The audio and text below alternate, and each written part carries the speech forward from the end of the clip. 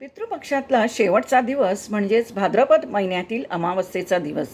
या दिवसाला सर्व पितृदर्श अमावस्या म्हणून म्हटलं जातं. या दिवशी ज्या लोकांचे श्राद्ध करण्याचे राहून गेलेले असते, म्हणजे काही कारणास्तव त्यांना वेळ मिळालेला नसेल म्हणा, काही कामामुळे, तर त्या मृत व्यक्तींचे श्राद्ध या सर्व पितृ अमावस्येच्या दिवशी करता येते आणि कावळ्यांना घास भरवला जातो.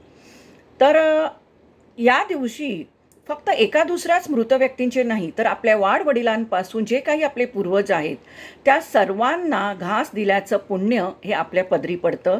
आणि मग हात जोडून आपल्या पूर्वजांना आपण प्रार्थना करायची की आमच्या हातून जर काही चूक झाली असेल तर आम्हाला माफ करा आणि तुमची कृपा, तुमचे आशीर्वाद आमच्या वारसांना सदैव लाभू दे. आणि आपले पूर्वज आपल्याला नक्की माफ करतात, यात शंकाच नाही.